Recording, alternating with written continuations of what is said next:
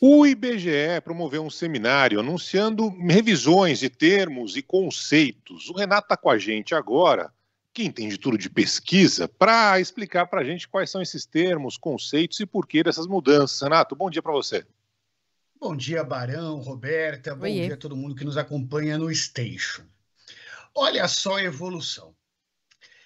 Desde 1980, o IBGE, que é o Instituto Brasileiro de Geografia e Estatística, dava um nome oficial, o nome técnico, ou o nome científico, como queiram, de favela. Eles chamavam a favela de aglomerado subnormal. O que é um aglomerado subnormal? É como se você pegasse um monte de pessoas, de casas, que são territórios frutos de ocupação, falasse que isso está abaixo do normal e que era um aglomerado de pessoas, casas, territórios abaixo do normal.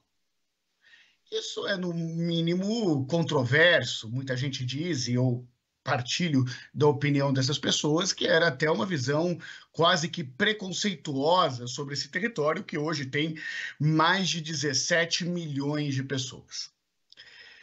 Roberta, isso começou a mudar quando, para conseguir realizar o censo demográfico nas favelas, o IBGE procurou a CUFA, a Central Única das Favelas, e o Data Favela, que é o instituto especializado nas favelas brasileiras, para conseguir entrar nas favelas e ter a adesão da população das favelas.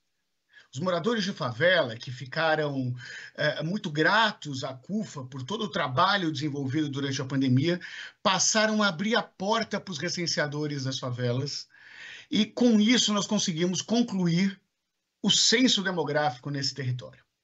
Logo depois veio um seminário onde o IBGE reuniu, além da CUFA, do Data Favela, uma série de líderes comunitários para discutir um novo nome para esse território. Não dava mais para chamar de aglomerado subnormal, depois que essa iniciativa que chamou Favela no Mapa, né, que foi a parceria do IBGE com o Data Favela e com a CUFA, garantiu a presença do censo nesses territórios. Então, essa reivindicação antiga, para que o nome técnico fosse invertido, fosse mudado, passasse, de fato, né, a ser chamado pelo nome, ganhou muita força, ganhou muita relevância e acabou de ser ratificado pelo IBGE.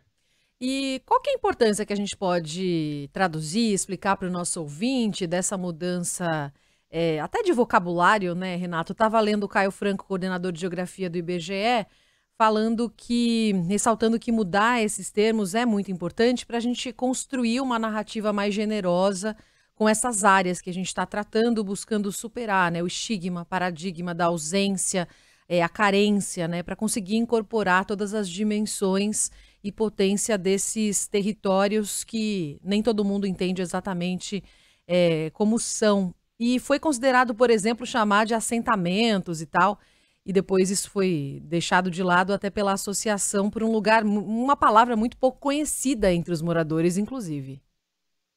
Olha, o Caio foi um dos grandes guerreiros para a realização do censo e para a consolidação dessa parceria com a CUFA e com o Data Favela. Isso foi uma coisa que ficou muito claro nesse nosso trabalho, é que não dava para que o IBGE aumentasse o estigma que existe sobre as favelas.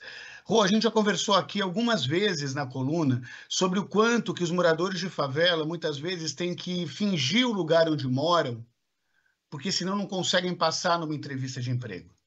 Já conversamos aqui na coluna sobre os dados de violência policial, onde os moradores da favela sofrem 3 vezes mais batidas da polícia do que os moradores do asfalto.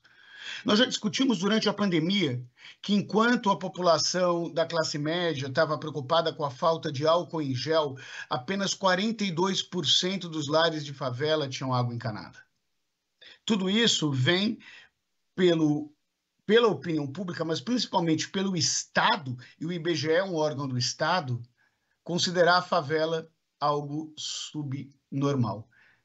Essa é uma mudança que pode ser no início simbólica, sim, mas que é fundamental para que os mais de 17 milhões de moradores de favela, que formam o maior colégio eleitoral do Brasil, que movimentam mais de 200 bilhões de reais, consigam ser respeitados como cidadãos.